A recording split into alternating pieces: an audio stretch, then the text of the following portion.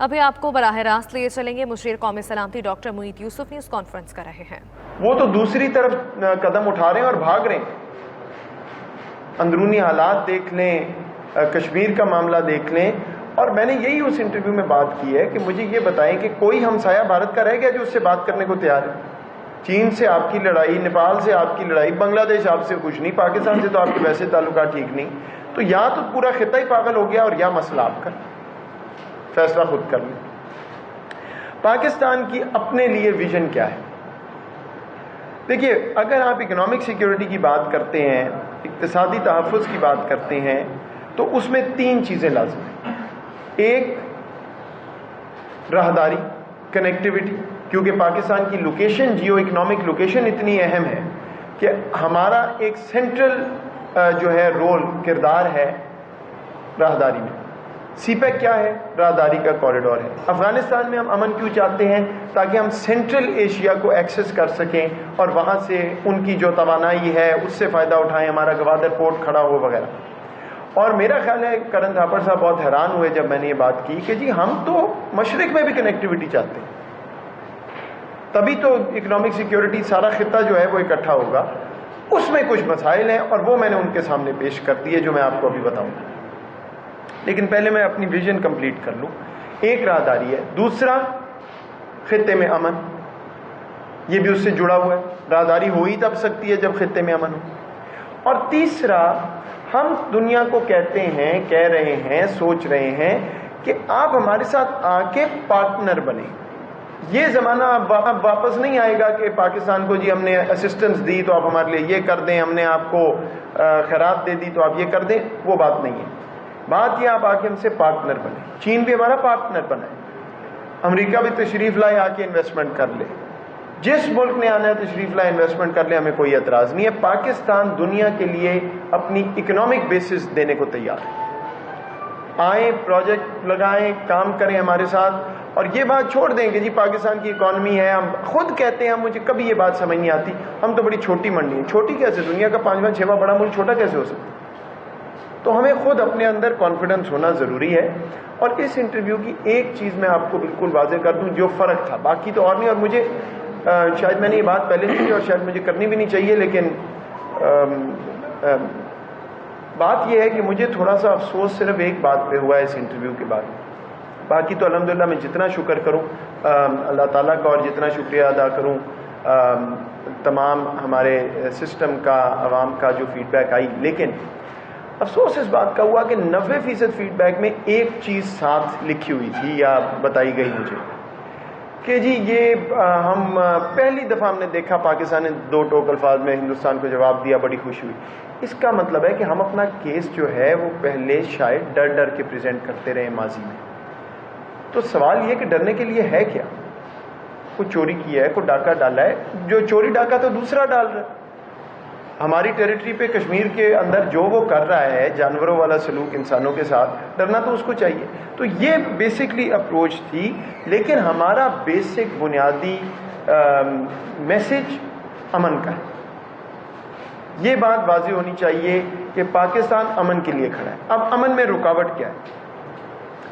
पहली चीज़, कश्मीर का अगर आप तज़किरा कर लें तो वहाँ पे जो 5 अगस्त 2019 के बाद इक़दामात हुए, एक जेल का समा बना दिया, वहाँ पे फ़ौजी मुहासरा किया हुआ है, वहाँ पे इंसानों को जानवर बनाया हुआ है। और ये मैं आपको चीज़ एक वाज़ेह करना चाहता हूँ, हिंदुस्तान की पॉलिसी क्या है। उस इंटरव्यू में ये उस तरह बात नहीं, वो कर क्या रहे हैं? वो मकबूजा कश्मीर में एक नैरेटिव फैलाना चाहते हैं और फैला रहे हैं, फैलाते गए हैं कि जी असल में तो कश्मीर पे सौदा हो गया, ये तो चैप्टर क्लोज हो गया, आप लोग ऐसे ही लगे हुए हैं, पाकिस्तान तो संजीदा नहीं है। तो जितना क्लियरली हम कह सकते थे हमने वाज़ेह कर दिया, और मैंने शायद अल्फाज भी इस्तेमाल किए कि ओवर माई डेड बॉडी। देखें, आप कहते हैं कश्मीर सबसे बड़ा मसला है, और हिंदुस्तान जो कश्मीर के अंदर कर रहा है, तो सौदा हो क्या सकता है? सिर्फ एक कि जो आपने इक़दाम उठाए हैं सारे ख़त्म करें, अक़वाम मुत्तहिदा की करारदादों के मुताबिक आके फैसला कर लें। और ये मैं क्यों कह रहा हूँ? इसलिए कि हमें पता है कि इस वक्त क्या हालात हैं مقبوضہ کشمیر میں، ان کو بھی پتہ ہے. کشمیری بات بھی نہیں کر سکتے، سن سکتے ہیں ہندوستان کا نام. فاروق عبداللہ صاحب جو پرو انڈیا کشمیری لیڈر ہیں، حکومتیں بناتے رہے ہیں کشمیر میں، انہوں نے آ کے اسی کرن تھاپڑ کے پروگرام پہ کہا کہ چینی ہمارے اوپر مسلط کر دو لیکن ہندوستان سے نہیں کہا. تو نظر آ رہا ہے کیا ہوگا. تو میں نے تو ان کو یہی کہا ہے کہ دیکھیں آپ کو یہ ریورس تو کرنا ہی کرنا ہے، ہماری وجہ سے نہیں، جو وہاں پہ ہو رہا ہے اس کی وجہ سے. جب آپ انسانوں کو جانوروں کی طرح ٹریٹ کریں گے تو جواب تو آئے گا، اور وہ آنے والا ہے. تو بہتر ہے کہ آپ اپنی یہ مرضی سے ہٹ کے اس سے پیچھے اور بات چیت پہ آ جائیں. اور دوسری بات، ہمیشہ وہ یہ کہتے تھے کہ جی پاکستان کشمیر کی بات کرنا چاہتا ہے، ہم تو دہشت گردی کی بات. تو اس انٹرویو میں ایک بڑی تبدیلی پاکستان کے سٹانس میں یہ ہے کہ ہم نے کہا جی ایکچولی آپ نہیں، میں بات کرنا چاہتا ہوں دہشت گردی کی. اور اب میں آپ کو بتاتا ہوں میں کیا بات کرنا چاہتا ہوں. اور پھر ایک ایک کر کے ثبوت کے ساتھ ہم نے ان کو گنوایا کہ آرمی پبلک سکول اٹیک میں کون سا ماسٹر مائنڈ را ہینڈلر سے کیسے بات کر رہا تھا، فون کال کہاں سے آ رہے تھے، P C Gwadar, Pakistan stock exchange, Chinese consulate. یہ سارا معاملہ جو ہے نہ ان کی توقع تھی میرا خیال، نہ اس طرح پہلے بات ہوئی ہے، لیکن ہمارے پاس چھپانے کو ہے کچھ نہیں. اچھا جب آپ نے ساری بات کر لی تو مجھے جو انڈیا کی پریس سے اس کے بعد جو انہوں نے میرا خیال کو ریئیکشن لی کہ یہ ہم نے تو بات چیت کا نہیں کہا پاکستان کو، کیونکہ اینڈ میں نے یہ کہا کہ جی ہمیں، لیکن جو دہشت گردی کے الزام ہیں ان پہ کوئی جواب نہیں آیا. بس میں اسی پہ چھوڑتا ہوں.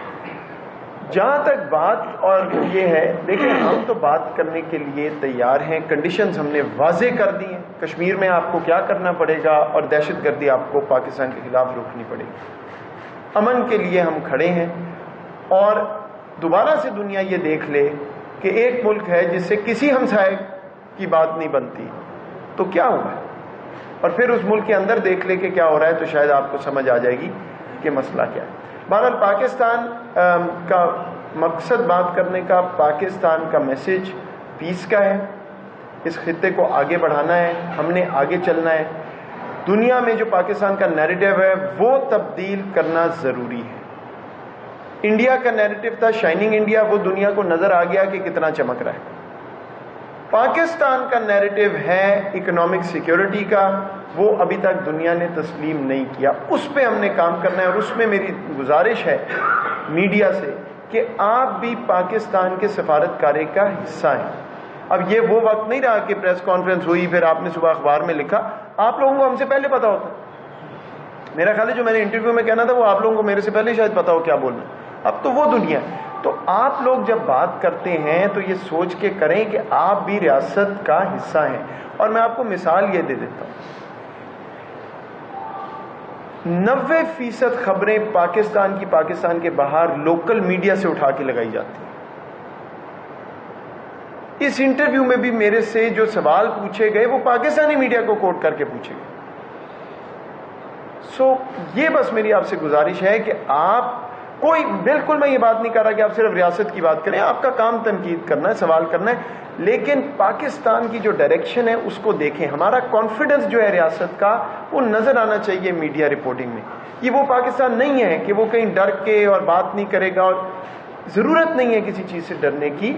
ایک ملک کہہ رہا ہے راہداری، ریجنل پیس، پارٹنرشپس، اور کیا ہوتا ہے فارورڈ لکنگ ملک. اور اگر کوئی دوسرا پیچھے جانا چاہتا ہے تو اللہ تعالیٰ ان کو بھی ہدایت دے. ہم نے اپنا فوکس اس چیز پہ رکھنا ہے جہاں ہم ہیں.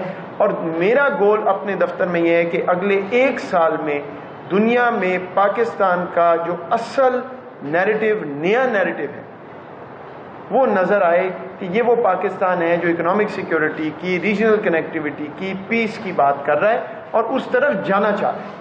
آپ کا بہت شکریہ. بہت شکریہ ڈاکٹر وحید صاحب.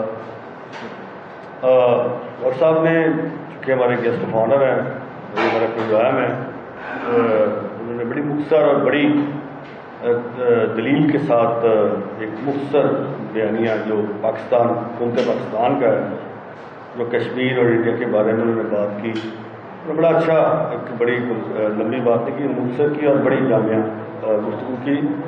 تو میں یہ چاہوں گا سوالات ضرور کریں، لیکن اس سے ریلیونٹ جو انہوں نے بات کی، اس سے ریلیونٹ سوال کریں. کوئی پولیٹیکل بات تو وہ ہے نہیں، ان کا سبجیکٹ نہیں.